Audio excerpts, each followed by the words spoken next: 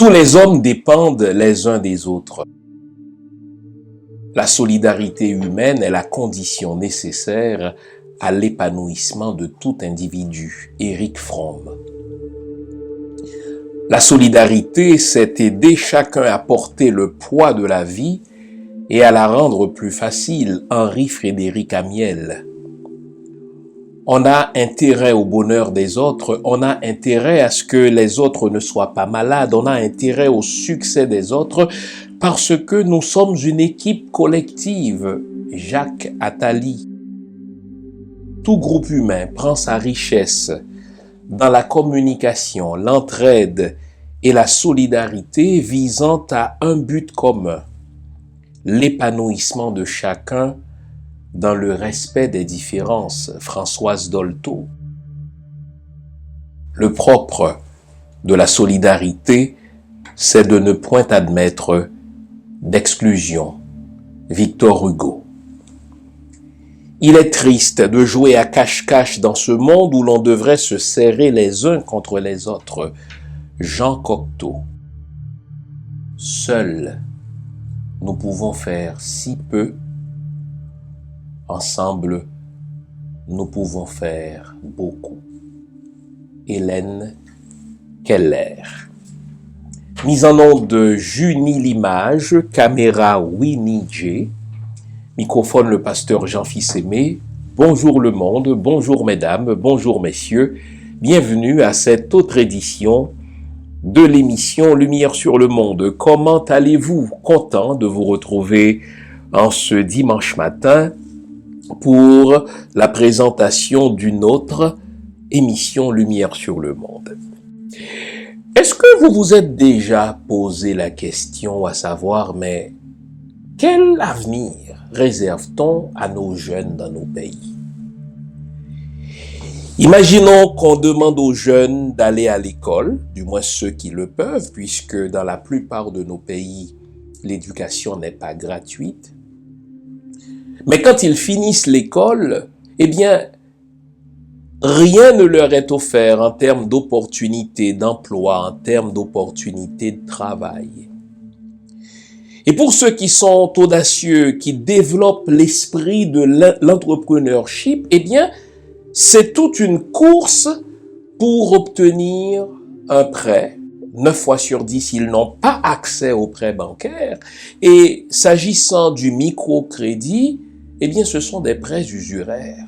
Est-ce que nous nous sommes posé la question à savoir, mais quel est le rôle véritable de l'État et des banques dans les pays noirs?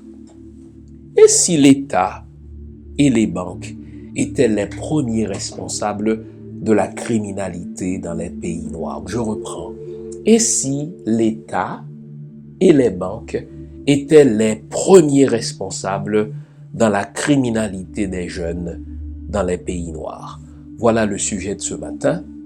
Je vous veux réveiller. Pour ce faire, je vous invite à vous faire une bonne tasse de thé, une bonne tasse de café, une bonne tasse de chocolat chaud, bref, à vous offrir tout ce qui est de nature à vous garder éveillé, car ce matin encore, nous allons nous dire les vraies affaires.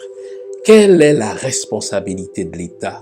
Quelle est la responsabilité des banques dans la criminalisation de nos jeunes?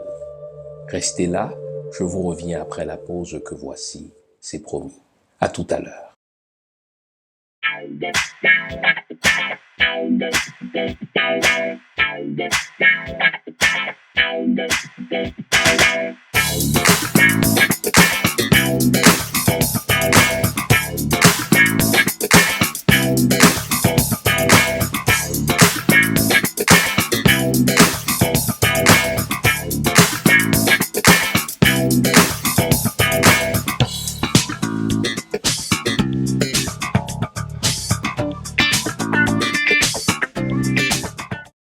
Eh bien, avant la pause, on s'était promis de réfléchir au rôle véritable de l'État et des banques, du système bancaire dans nos pays respectifs, dans la criminalisation de nos jeunes.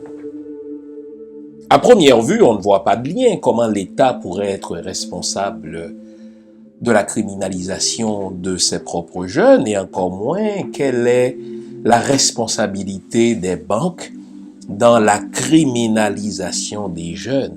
Eh bien, si vous prenez le temps de m'écouter, vers la fin de l'émission, votre opinion changera du tout au tout. Car je plaide que dans nos pays noirs, eh bien, l'État et les banques sont les grands responsables de la criminalisation de nos jeunes. Je vais dans un premier temps faire une mise en contexte. La mise en contexte sera haïtienne et vous allez pouvoir, comme à chaque fois, n'est-ce pas, identifier vos propres situations dans vos pays respectifs, car, n'est-ce pas, à part quelques spécificités, nos pays ne sont pas si différents que cela, puisqu'ils participent de la même situation infrahumaine qu'on appelle la pauvreté, la même situation indécente qu'on appelle le sous-développement. Donc, je vais commencer dans un premier temps par vous sortir quelques statistiques en ce qui concerne Haïti. Les statistiques dans vos pays respectifs seront différentes, cela va sans dire, mais les conclusions seront les mêmes. Eh bien, un simple regard sur les données statistiques de la Banque mondiale sur Haïti nous renvoie brutalement à la face les premiers signes de ce qu'on appelle le sous-développement haïtien.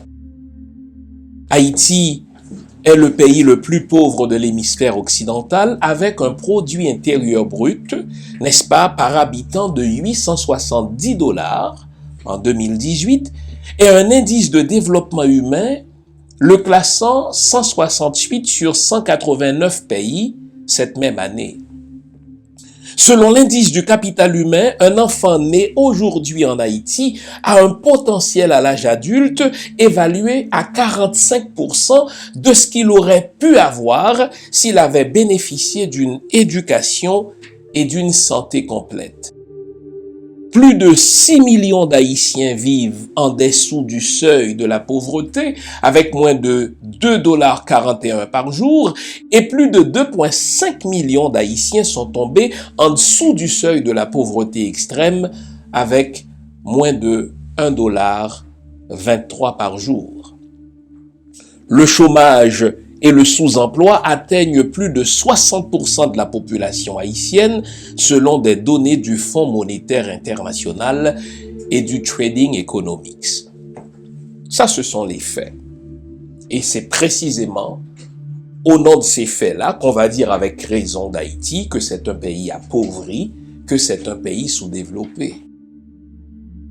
Devant de tels faits, normalement, c'est l'État qui doit mettre sur pied un ensemble de mesures qui vont faciliter l'attraction, n'est-ce pas, des créateurs de richesses et en même temps aider à la redistribution des richesses. Entendez bien ces deux termes. Pour qu'on puisse distribuer les richesses, il faut d'abord les créer.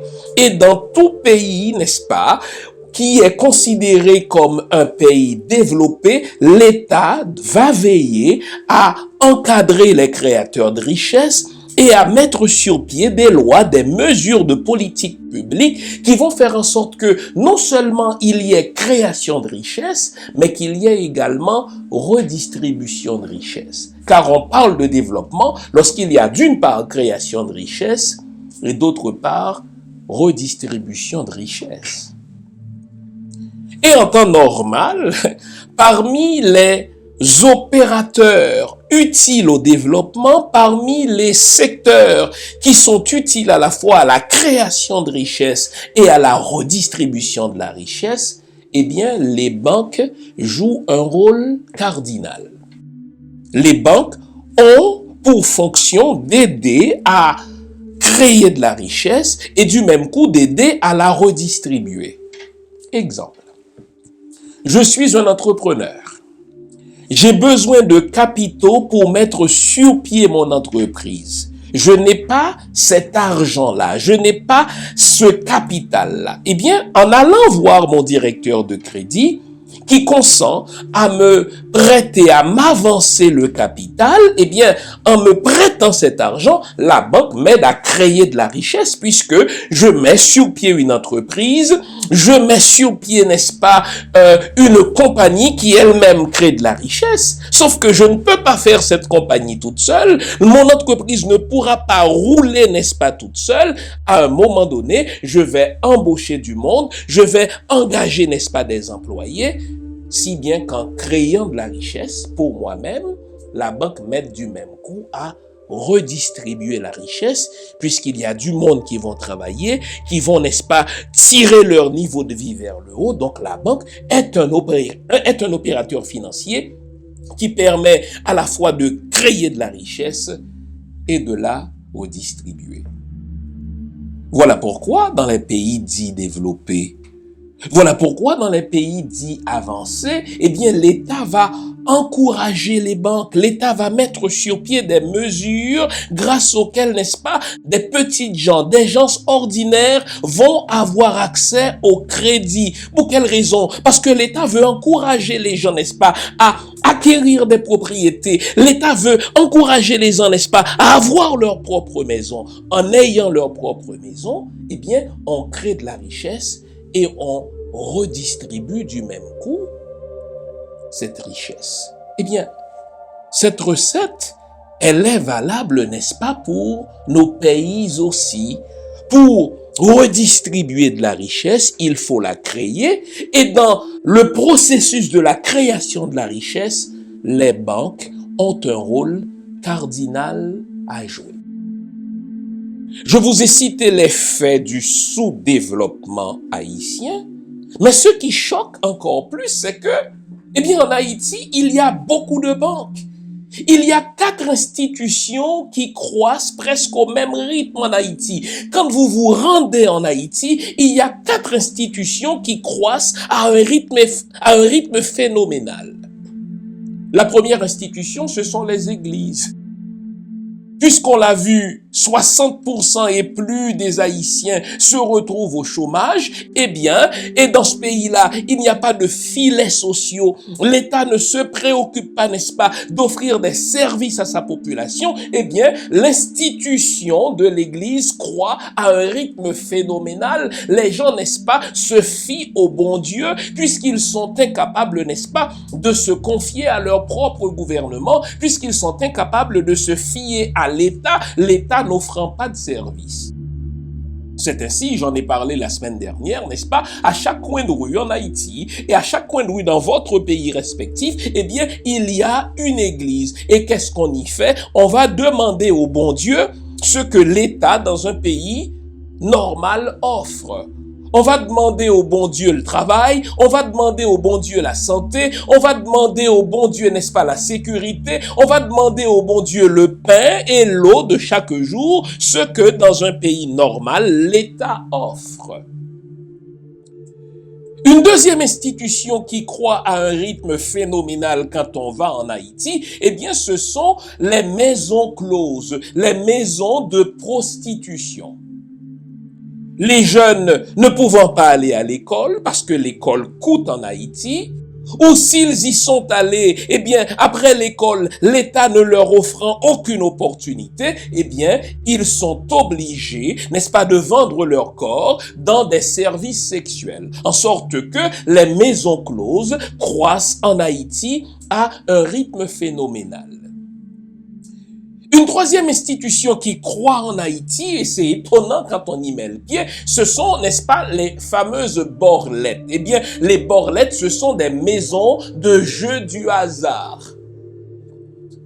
On se tourne vers Dieu pour lui demander de nous faire gagner à la loterie parce que et la bondieuserie et les jeux du hasard participent, n'est-ce pas, de la même mentalité, puisqu'on ne peut se fier, n'est-ce pas, à des données objectives, eh bien, on va faire appel au hasard. On va faire appel, n'est-ce pas, aux borlettes. Et c'est ainsi donc que ces jeux du hasard vont se multiplier, si bien qu'en une seule rue, vous pouvez pouvez tomber sur 4, 5, n'est-ce pas, borlettes, c'est-à-dire 4, 5 maisons de jeux du hasard. Mais la quatrième institution qui croît à un rythme phénoménal en Haïti, et cela presque au même rythme que les églises, presque au même rythme que les maisons closes, presque au même rythme, n'est-ce pas, que les maisons du hasard, ce sont les banques. Et normalement, dans tout pays sérieux, quand les banques se multiplient, eh bien, le niveau de vie économique des gens, n'est-ce pas, s'améliore. Quand des banques se multiplient, c'est que le pouvoir de consommation de la population s'est amélioré. Quand les banques se multiplient, c'est que, n'est-ce pas, il y a un plus grand nombre de gens ordinaires qui ont accès à des capitaux, qui ont accès au crédit. Et donc, on est en train de créer de la richesse et de la redistribuer. Mais bizarrement, et en ceci, je cite l'économiste Gary Olius, Haïti malade de son système bancaire et de sa bureaucratie fiscale, c'est un petit bijou de livre à lire si vous voulez comprendre, n'est-ce pas, la problématique du sous-développement haïtien et la problématique du sous-développement dans les pays noirs. Eh bien, plus les banques se développent, plus les banques se multiplient, n'est-ce pas, dans nos pays, plus les gens deviennent pauvres. Et Gary Olius s'est penché sur la question, comment ça se fait que la croissance des banques, n'est-ce pas, dans nos pays, est inversement proportionnelle à la richesse ou à l'enrichissement de nos populations. Plus les banques se multiplient, plus nos populations deviennent pauvres.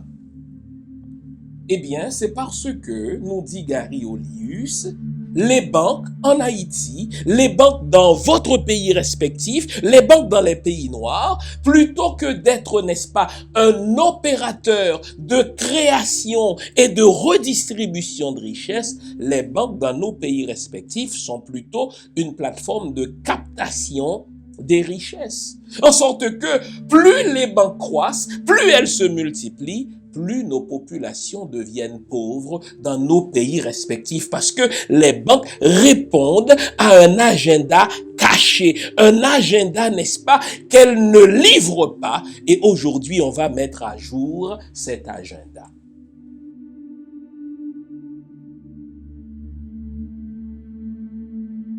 Eh bien, pour comprendre l'agenda caché des banques dans nos pays respectifs, il faut, dans le cas d'Haïti, un petit peu faire un bref historique de cette banque. Eh bien, la Banque nationale d'Haïti existe depuis exactement le 15 septembre 1880. En ce moment-là, c'est une banque qui portait le nom d'Haïti, mais qui en réalité était une institution financière de Paris, puisque c'est une société qui appartenait à toute fin pratique, n'est-ce pas, aux Français. Avec le temps, n'est-ce pas, cette institution qu'on appelle la banque va connaître des hauts et des bas, un peu à l'image du pays. Mais ce qui est d'intéressant, ce qu'il faut noter dans la longue histoire de la banque haïtienne, c'est quand même une histoire plus que centenaire. Quand on sait que la Banque d'Haïti existe, répétais-je, depuis 1880, eh bien, ce qu'il y a, c'est que malgré sa longue histoire, les pratiques bancaires n'ont jamais changé. En sorte que, contrairement à ce que l'on voit dans les autres pays, où les banques sont des opérateurs de modernisation, où les banques sont des outils grâce auxquels les États entrent, n'est-ce pas, dans une ère de développement, eh bien, dans notre pays, malgré les siècles, les banques sont restées les mêmes dans leurs pratiques délétères. Les banques sont restées les mêmes dans leurs pratiques mafieuses. Et nous allons mettre cela au grand jour aujourd'hui. Gary Olius, que j'ai cité tout à l'heure, nous fait remarquer que, en termes de clientèle, en termes de ceux et celles qui ont accès aux prêts dans la banque haïtienne, malgré le fait que les succursales se multiplient, malgré le fait que le nombre d'épargnants, n'est-ce pas, connaît une croissance phénoménale, mais ceux qui ont accès aux prêts, en termes de pourcentage, le pourcentage n'a jamais changé. Écoutez bien, moins de 6% des épargnants haïtiens ont accès aux prêts bancaires. Imaginez. C'était le cas lors de la fondation de cette banque, voilà plus d'un siècle. Et plus d'un siècle plus tard, malgré le fait que les succursales se multiplient, malgré le fait que les banques comptent, n'est-ce pas, des centaines, voire des millions d'épargnants, moins de 6% des épargnants ont accès aux prêts bancaires. Mais comment pouvons-nous faire du développement? Comment peut-on créer du travail? Comment un jeune qui veut développer son entreprise? Comment un jeune qui veut, n'est-ce pas, se lancer en affaires? Comment un jeune qui veut, n'est-ce pas, acquérir, n'est-ce pas, de la confiance dans ce qu'il fait, peut-il effectivement se développer quand seulement 6%, que dis-je, moins de 6% des épargnants ont accès aux prêts bancaires? Et pire, écoutez-moi bien, de même que lorsque la banque fut fondée en 1880, ceux qui avaient accès aux prêts répondaient à un certain profil socio-épidermique, c'est-à-dire il faut avoir un certain nom et il faut avoir une certaine teinte de couleur. Plus de 100 ans plus tard, le profil socio-épidermique est resté le même. Le Canada, les États-Unis, la France, l'Allemagne, l'Italie ne seraient pas là où ils sont si seulement 6% de leur population avaient accès aux prêts.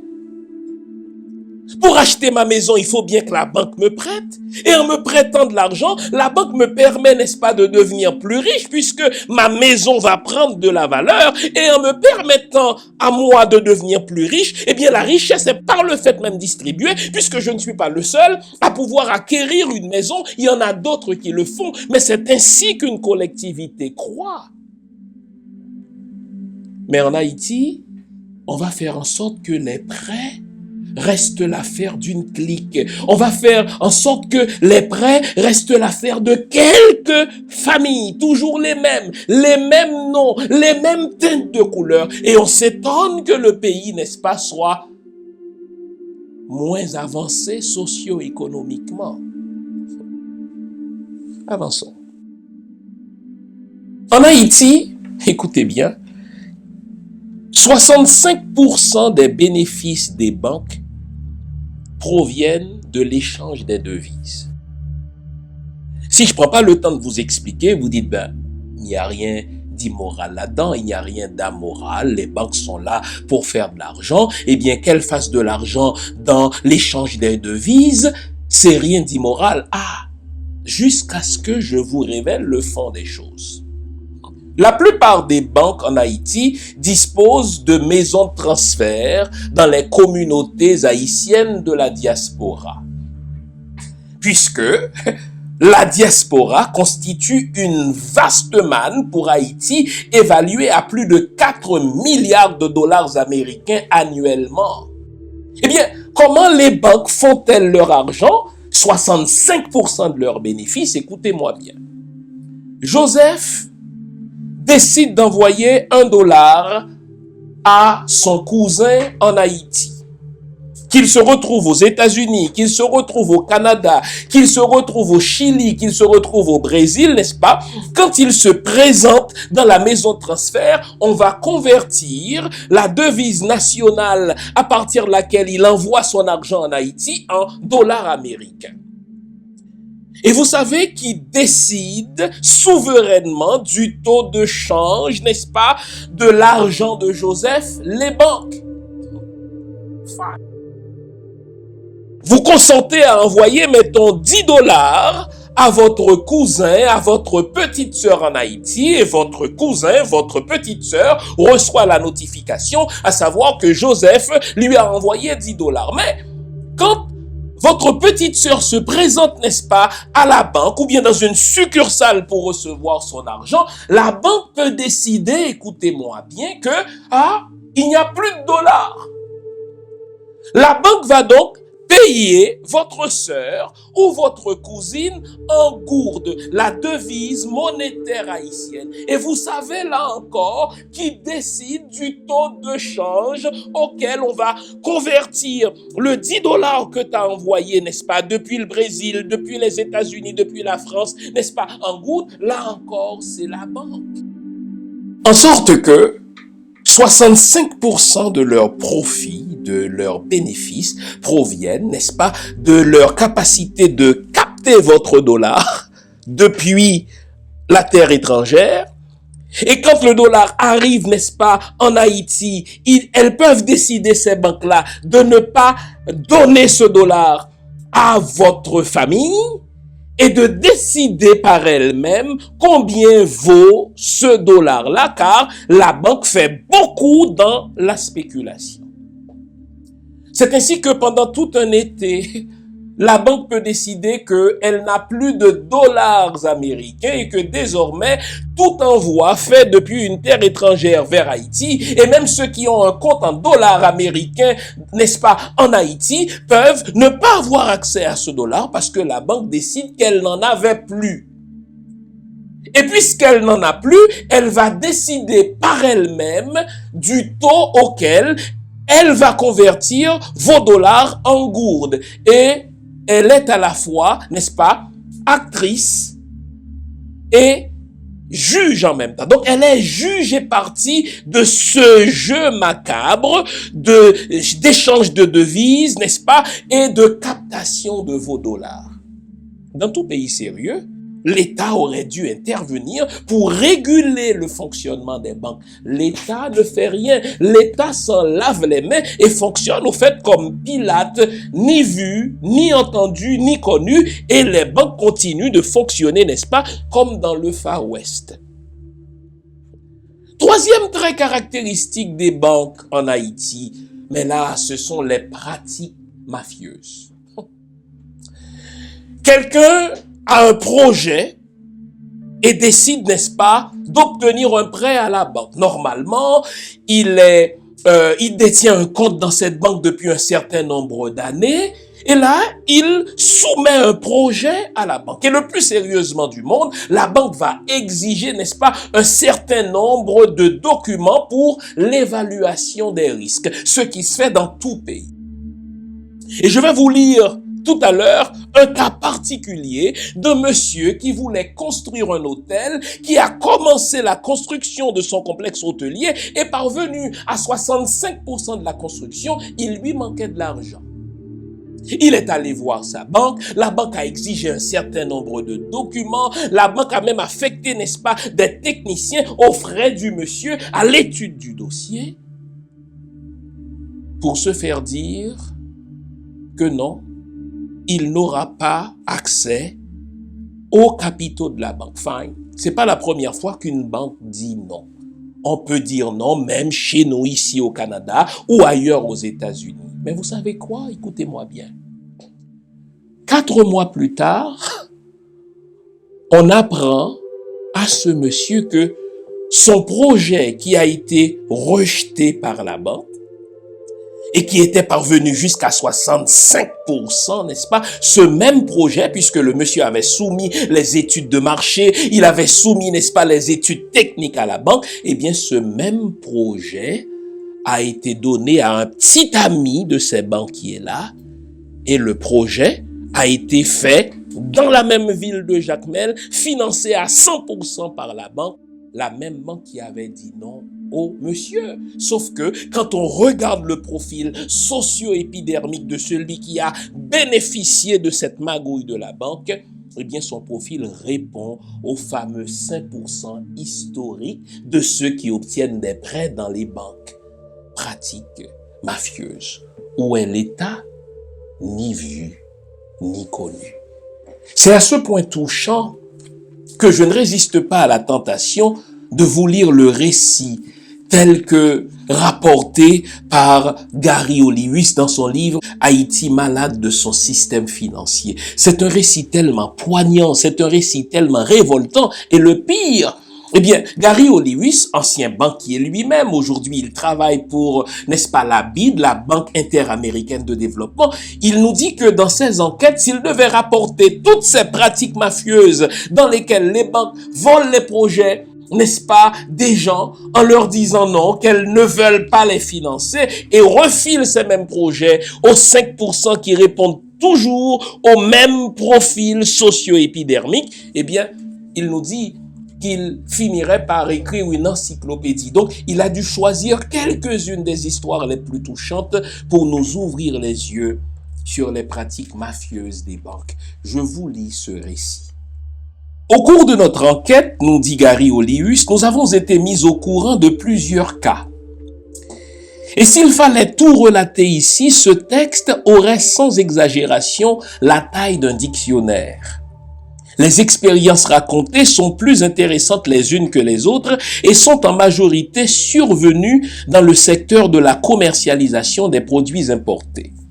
Et là, Gary nous choisit une histoire parmi d'autres.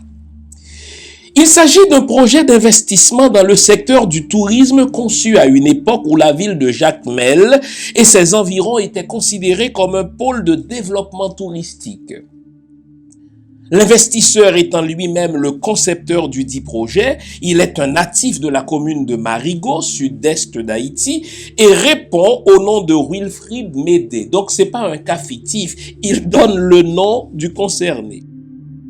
Au début de l'année 98, ce rude travailleur, qui a pu à la sueur de son front amasser une fortune dans la commercialisation de pièces d'automobile, a eu l'envie de prendre la décision d'aller se positionner dans la vente des services touristiques à Jacmel en construisant un complexe hôtelier. Ayant été tenu au courant des caprices du milieu économique et financier haïtien, il a pris le soin de se procurer lui-même un terrain, de procéder lui-même aux études techniques et architecturales et de commencer la construction avec ses propres ressources financières. Il a voulu aller assez vite en besogne pour être à même d'inaugurer le complexe dans un délai de 24 mois. Pour cela, il a utilisé les services d'un ingénieur haïtiano-dominicain qui a la réputation d'être un homme d'expérience dans ces genres de construction pour avoir travaillé au sein d'une firme qui a gagné des marchés importants dans la station balnéaire de Punta Cana en République dominicaine. Après plus de 15 mois de travail assidu, le projet de construction a pu parvenir à plus de 65% de l'objectif visé. 4 niveaux ont été érigés et on s'apprêtait à poser les éléments nécessaires pour le coulage de la dalle d'un 5e étage. L'ossature d'une piscine pouvant accueillir plus d'une vingtaine de personnes était déjà en place. C'est à ce moment-là que le besoin de financement bancaire se fit sentir. Avec l'aide de ses principaux amis et collaborateurs, un dossier de projet a été laborieusement constitué et déposé auprès de la Soka Bank. Ce n'est pas un nom fictif, en vue de l'obtention d'un prêt qui pouvait aller jusqu'au seuil d'1 million de dollars américains. La requête, une fois reçue à la succursale de la rue Pavée, les responsables n'ont pas pris le temps pour informer Wilfrid Médé qu'un officier de crédit a été désigné pour examiner son dossier et de décider de la suite à donner. Un mois plus tard, il a été convoqué pour être présenté à un ingénieur du nom de Claude Rivière en vue d'une évaluation technique et financière systématique des travaux déjà réalisés. On a souligné à son intention que toutes les dépenses relatives au déplacement, à l'hébergement et au paiement des honoraires de ce professionnel étaient à sa charge. Se sentant sur la bonne voie, il a accepté sans broncher ces conditions imposées par la banque. Sur place, un rendez-vous a été fixé entre les deux hommes en vue de la planification de la dite évaluation. Les choses se sont bien passées et au total, Wilfrid a dû dépenser en ce moment-là l'équivalent de 3200 dollars américains.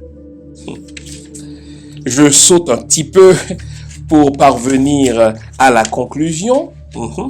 Invité en audience, Eh bien, l'homme s'est présenté à la date et l'heure prévue. Il s'est retrouvé devant un parterre de hauts responsables de la banque. Heureusement, il a eu la clairvoyance de se faire accompagner de son ingénieur conseiller.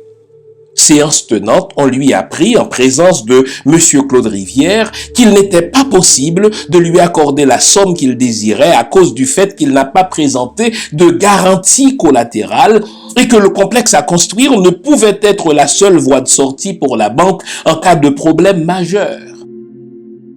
Il a attiré l'attention sur l'étude de marché qui était insérée dans le dossier et a évoqué la marge de rentabilité systématiquement déterminée dans le document du projet pour faire voir que le risque qu'une telle initiative ne marche pas est relativement très faible. Les responsables feignent unanimement de ne pas être convaincus par cette augmentation et disent que même pour approuver ce prêt à hauteur de 400 000 $ américains, le complexe lui-même ne pourrait pas être considéré comme une garantie sûre. Ils lui ont demandé donc d'autres garanties. Et là, l'homme va soumettre, n'est-ce pas, sans hésitation à la banque, 2 magasins remplis de pièces et sa résidence privée, lesquelles ont une valeur marchande de plus de 2 millions de $ américains. Le directeur de la succursale a arboré un sourire moqueur et lui a dit que rien ne prouve que cette estimation soit correcte. Il a rétorqué en disant que la Socabank était libre de procéder à sa propre évaluation. La bonne disposition de Wilfried et sa posture très conciliante étonnaient les responsables de cette institution bancaire qui participaient à la réunion et finalement, pour résumer l'histoire, Wilfried n'a pas obtenu le prêt. Mais écoutez la fin de l'histoire. Comme s'il n'était pas au bout de ses peines, 4 mois plus tard, Wilfried a appris en toute confidentialité par un employé de la Socabank que les documents techniques qu'il avait soumis, études de marché, plan d'affaires et analyse de rentabilité, vont être utilisés à Jacmel, la même ville, pour construire un hôtel. Il est tombé des nues et ne pouvait croire à ses oreilles. Il a entamé sa propre enquête en vue de valider l'information de cet employé. Finalement, il a été à la source des informations et sur les lieux de la construction pour confirmer qu'effectivement, les membres du conseil d'administration de la Socabank se sont octroyés un prêt à un taux préférentiel dans l'objectif de construire cet hôtel qui est aujourd'hui considéré comme le plus coté du département du Sud-Est. Plongé dans le découragement et la dépression, Wilfried ne s'est jamais remis de cette histoire. Et comme le dit, n'est-ce pas, notre banquier ici, s'il devait relater dans ce livre, n'est-ce pas, les 1001 histoires du même genre par lesquelles les banques forcent, n'est-ce pas, des gens à soumettre des documents techniques pour leur dire non, on ne peut pas vous prêter de l'argent et refile ces mêmes documents à des petits amis qui répondent au même profil socio-épidermique, eh bien, nous dit-il, s'il devait raconter toutes ces histoires, eh bien, il finirait par écrire un dictionnaire, sinon une encyclopédie. Comment pouvons-nous faire du développement quand l'État se lave les mains en matière de régulation pour les banques et quand les banques réservent leurs prêts à moins de 6% de leurs épargnants et continuent à faire dans des pratiques mafieuses comme si l'État n'existait pas? Mbote, Nangadef, comment nouer la famille? Où trouver les livres du docteur Fils-Aimé? Très simple. Sur son site internet au www.jeanfilsm.com ou sur Amazon, amazon.com, amazon.ca. Vous pouvez aussi nous écrire directement par email ou par Facebook. Dans tous les cas, c'est plus de 13 ouvrages sur diverses thématiques qui vous attendent. Un beau cadeau à se faire ou à offrir à nos proches. On est ensemble. Et c'est vraiment ah oui, bien sûr. Ou comme ça, vous fait, c'est dans le même monde où justement qui sorti dans la diaspora. yeah. qui a volé comme Il a ça. volé comme là. Parce que yo regarde ça fait du réalité pays. Yo quitte au considéré depuis au moment de nos papiers, par le fait que nous l'habitude papier, nous parlons tout papier, nous ouvrons votre nous, et puis on dit non, c'est des voleurs.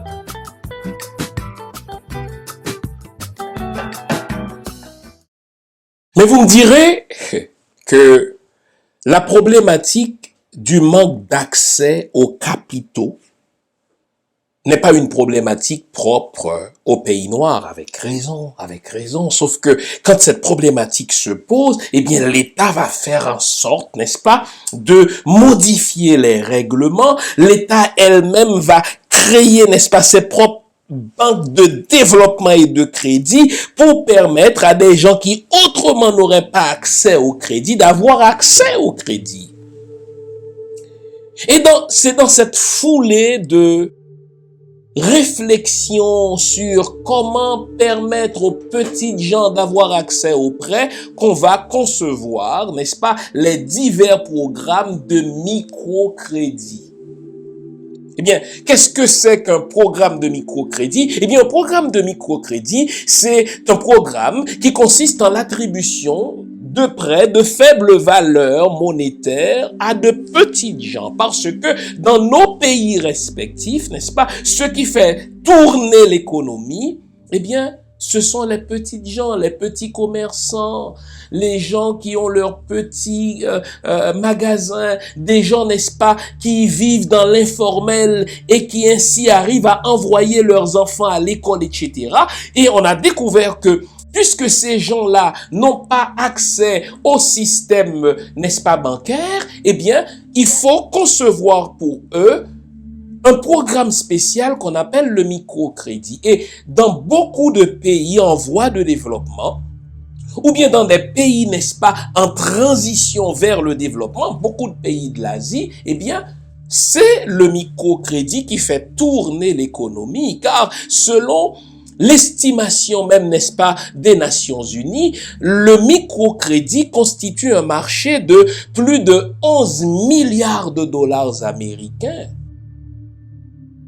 Et plus de 100 pays conçoivent des programmes de microcrédit pour aider les petites gens, pour aider les pauvres, les gens qui n'ont pas le profil conventionnel pour accéder aux prêts bancaires, pour les aider justement à avoir accès à un petit montant qui va leur permettre, n'est-ce pas, de faire tourner leur commerce. Et vous savez, selon les chiffres, c'est quand même 75% des femmes qui bénéficient du microcrédit pour une raison simple, parce que c'est les femmes qui sont engagées, n'est-ce pas, dans le commerce. C'est souvent les femmes qui sont engagées dans des initiatives, n'est-ce pas, entrepreneuriales pour faire vivre, n'est-ce pas, la famille, puisque beaucoup d'entre elles élèvent seules leur famille. Bon, on serait en droit de se dire, mais puisque seuls 5%, en tout cas moins de 6% des épargnants ont accès aux prêts bancaires en Haïti, on serait en mesure de se dire, ok, les banques en Haïti vont réserver les gros montants pour ceux qui ont le même profil socio-épidermique des 100 dernières années, mais quant au microcrédit, on s'imagine que les banques vont faire non seulement en sorte que les petites gens aient accès au microcrédit, mais que les conditions de prêt et de paiement soient tellement si vous voulez, facile, que tout le monde veuille, n'est-ce pas, embarquer dans le programme de microcrédit. Là encore, j'ai une mauvaise nouvelle pour vous. Le microcrédit est une filière par laquelle les banques continuent, n'est-ce pas, leurs pratiques mafieuses, et elles font pire que les Shylock. Vous connaissez l'expression Shylock, ceux qui font, n'est-ce pas, des prêts usuraires. Eh bien, je vais vous citer tout à l'heure un exemple qui m'a été rapporté et que j'ai partagé sur ma page Facebook. Vous allez voir que pour les prêts et pour les prêts conventionnels, les banques volent. Mais même dans le microcrédit, ça veut dire pour les petites gens, les gens pauvres, n'est-ce pas, ils se font détrousser par les banques. Écoutez bien. Disons que quelqu'un sollicite un prêt de 50 000 gourdes. 50 000 gourdes, étant donné qu'il faut 70 gourdes pour $1 américain, 50 000 gourdes, malgré le fait que ça sonne fort, 50 000 gourdes, c'est l'équivalent de 713 ou 714 $ américains, donc c'est rien.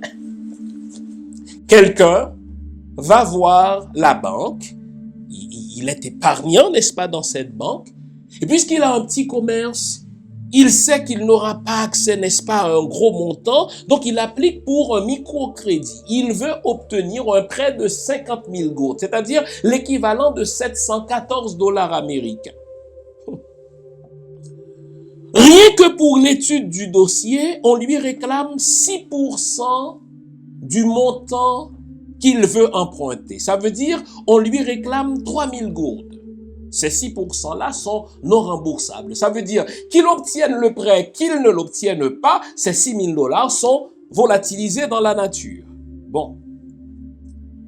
Deuxième condition. La banque lui demande d'avoir comme garantie collatérale l'équivalent de 30% de ces 50 000 $ qu'il veut emprunter. Donc, non seulement doit-il avancer 3 000 gourdes non remboursable pour l'étude du dossier, mais il faut qu'il dépose à la banque l'équivalent de 15 000 gourdes dans l'espérance d'obtenir 50 000 gourdes de prêt. Bon. Ce prêt n'est pas toujours accordé. Bon. Mais dans l'hypothèse où ce prêt est accordé, écoutez bien, en réalité, on lui consent 35 000 gourdes puisque il a déposé 15 000 gourdes en collatéral. Donc, dans l'hypothèse où le prêt lui est accordé, la personne doit payer 6% d'intérêt mensuellement sur le capital de 50 000 gourdes. En sorte que le montant à payer par mois pour cette petite commerçante qui ne répond pas au profil socio-épidermique qui lui donnerait accès, n'est-ce pas, à ce club d'élite qui, lui, n'est-ce pas, constitue le 5% qui a accès à tous les prêts de la banque, eh bien, cette personne-là doit rembourser sur les 50 000 gourdes qui est le capital par mois, 4 167 gourdes pour le capital.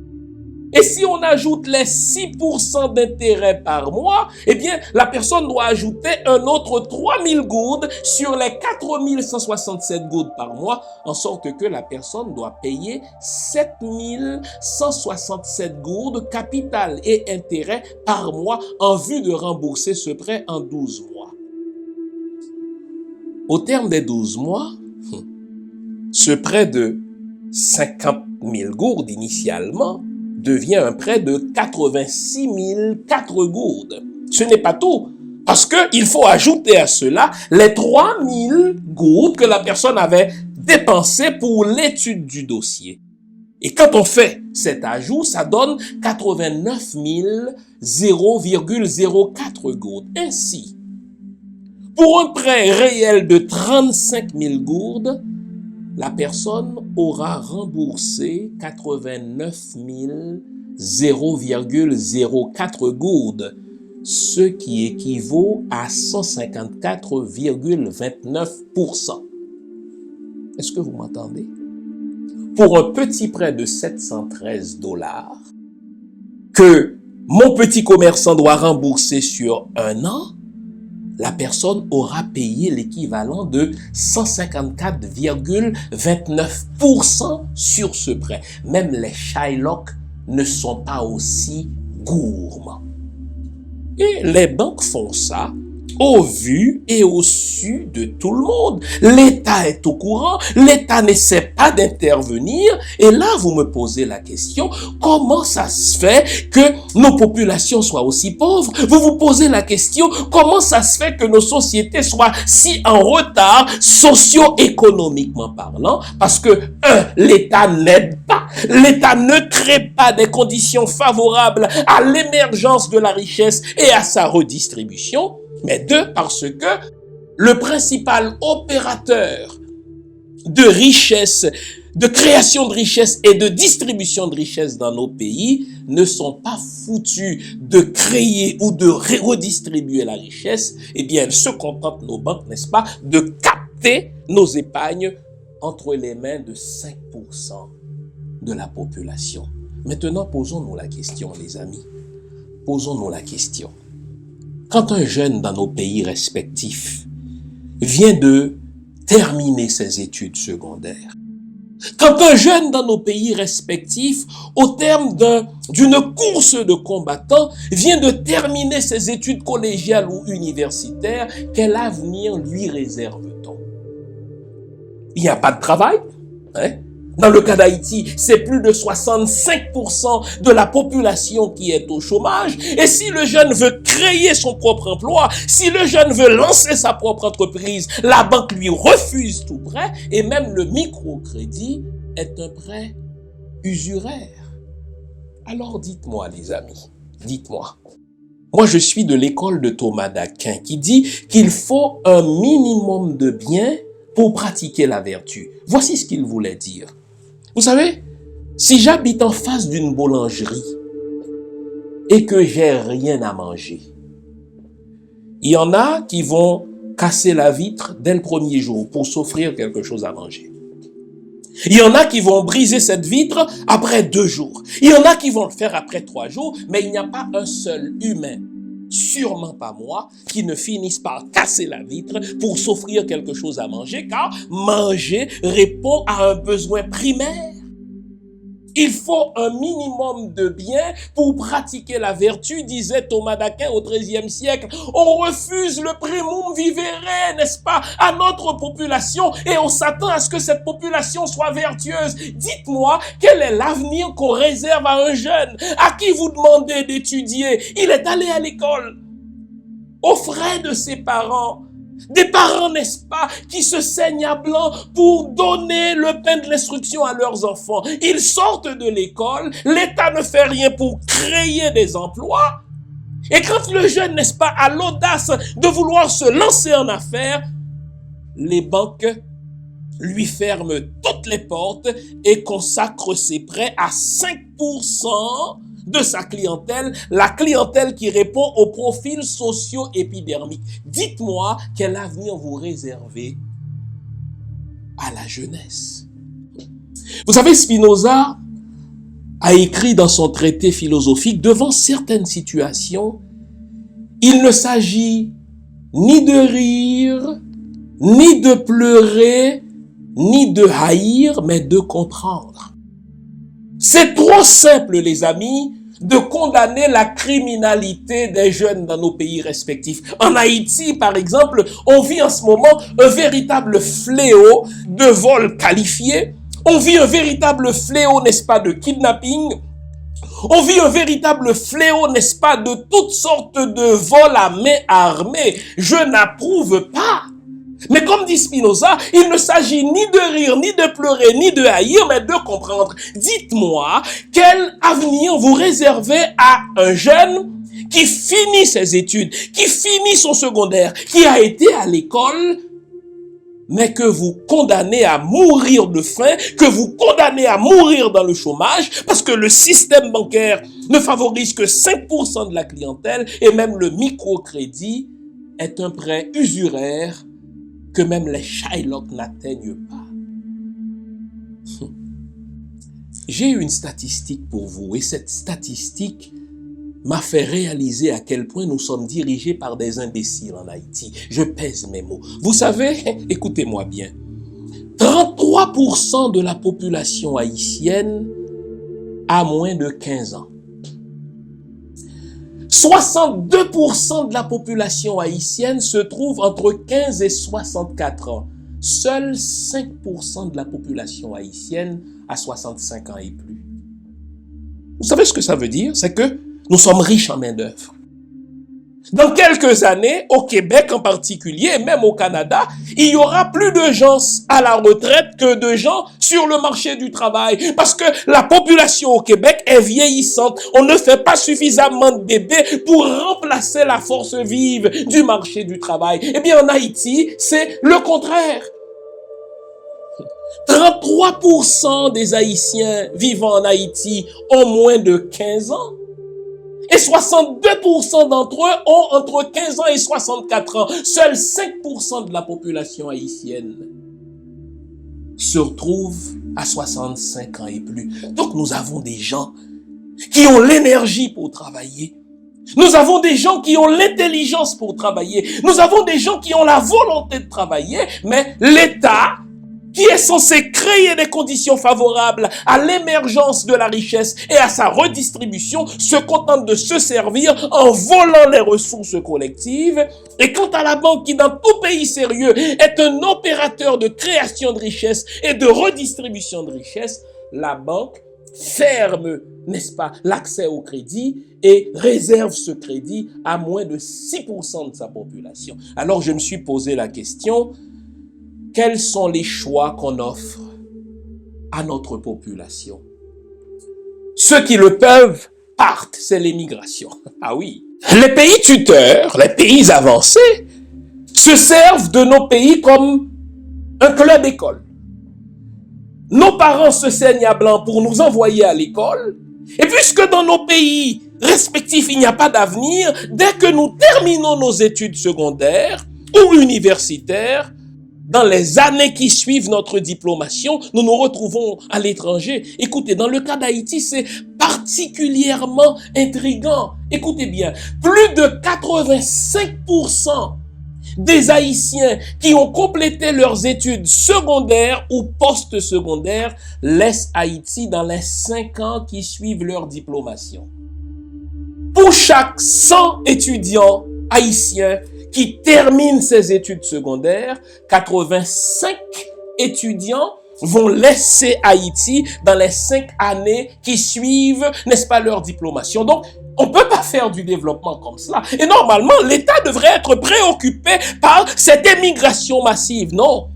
Vous savez ce que l'État fait? L'État facilite le départ des gens. La première décision de politique publique que le président haïtien actuel a prise, Jovenel Moïse, c'était de faciliter l'émission des passeports pour permettre aux jeunes de partir plus facilement, car en partant, ils vont nourrir la bête.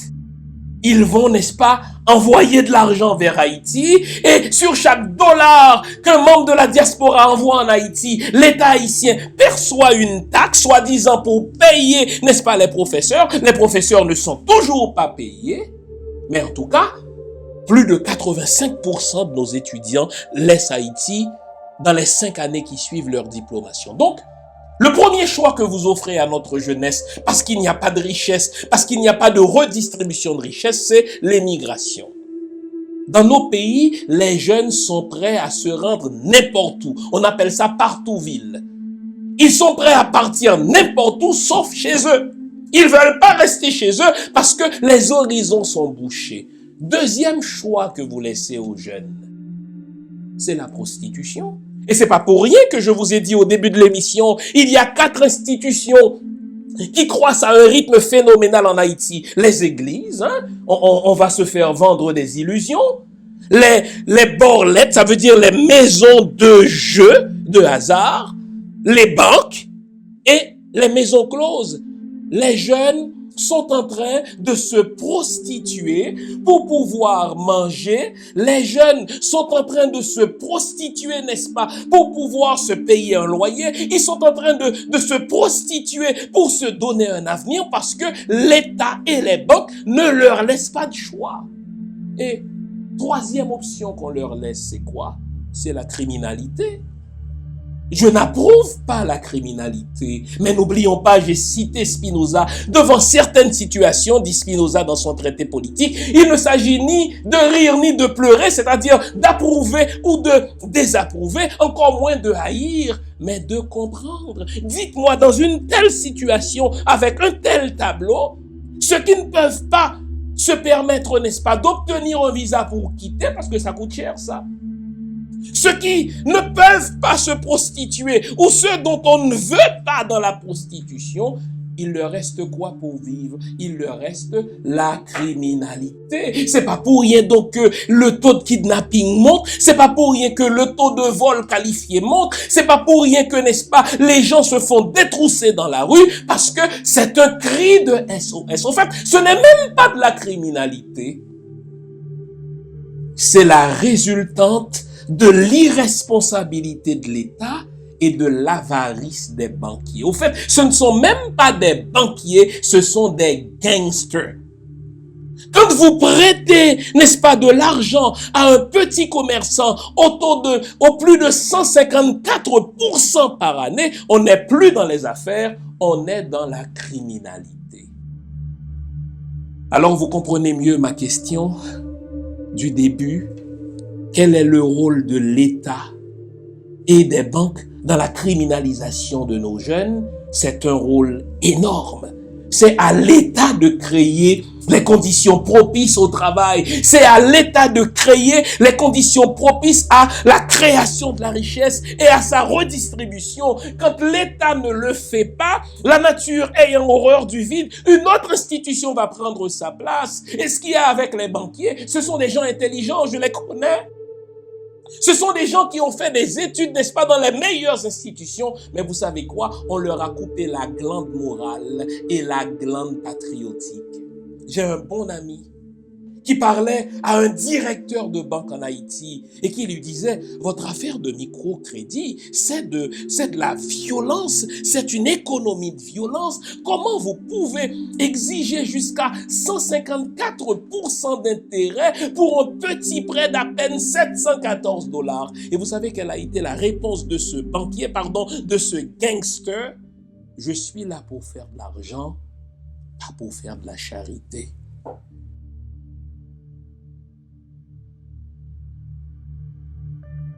Quand l'élite financière d'un pays n'a plus de glande morale, quand l'élite financière de nos pays n'a plus de glande patriotique, il faut faire sauter le système.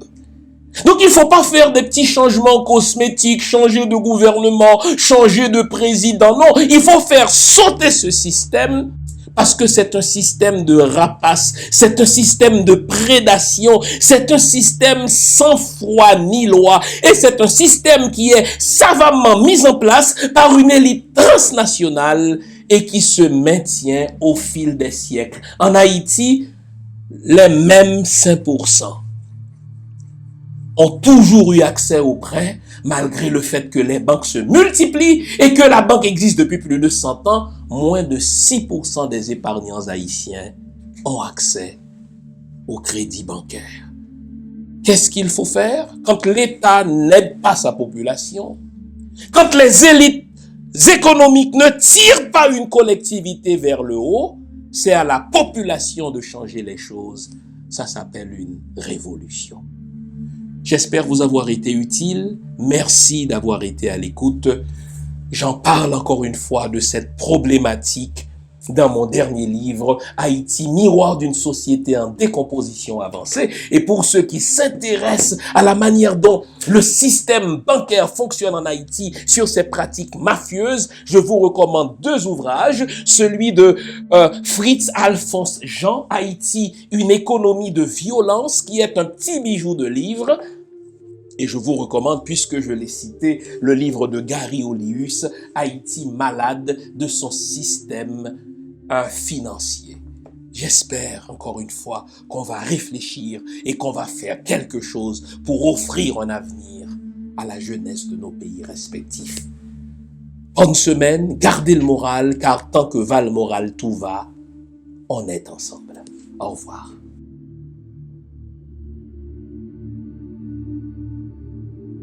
Je voudrais vous inviter à vous abonner à cette page et à recruter d'autres gens qui vont s'abonner. Pour quelle raison? Parce que c'est une chaîne qui est consacrée à la dézombification du peuple noir.